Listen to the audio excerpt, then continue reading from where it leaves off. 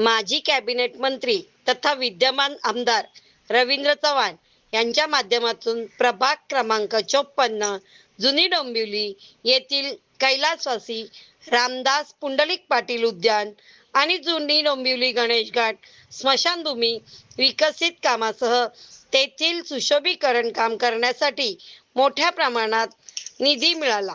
त्या कामाचा भूमिपूजन सोहळा रविवारी संध्याकाळी स्मशानभूमी जुनी डोंबिवली गणेश घाट येथे भाजपा डोंबिवली पश्चिम मंडळ उपाध्यक्ष कृष्णा पाटील यांच्या नेतृत्वाखाली पार पडला।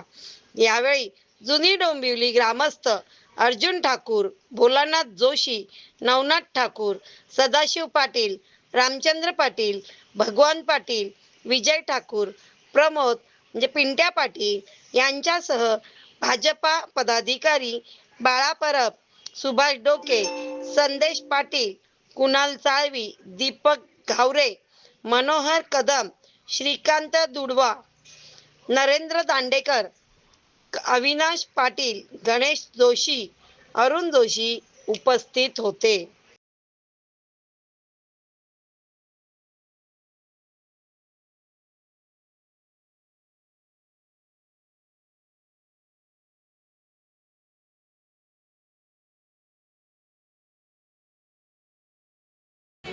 आपल्याला माहितीच आहे की आमदार श्री रवींद्र चव्हाण साहेब यांच्या माध्यमातून आपल्या जुनी डोंबिवली ठाकूरवाडी प्रभागामध्ये विकासाची गंगा ही सतत वाहत असते। त्याच अनुषंगाने आपण आज इथे कैलासवासी रामदास पाटील उद्यान ह्याच्यात थोडंफार डागडुगीचं हे आम्ही ठरवलं।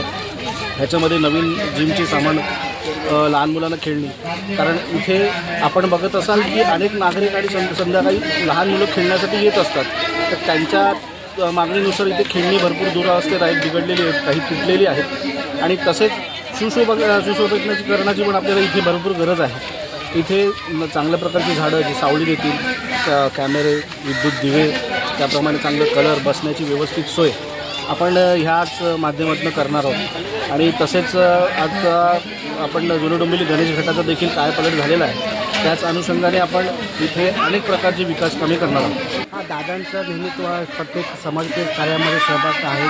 दादांच्या सहकार्यामुळे आज या जुनी डोंबिवलीतल्या गार्डनसाठी दादांनी 25 लाख निधी मंजूर केला आहे। त्याबद्दल मी जुनी डोंबिवली ग्रामस्थांतर्फे तसेच सर्वच भाजपा कार्यकर्त्यांतर्फे त्यांचे आभार मानतो आणि या उद्यानाचा पूर्णपणे कायापालट होणारच आहे आणि त्याचा सर्व नागरिकांना लाभ भेटणार आहे।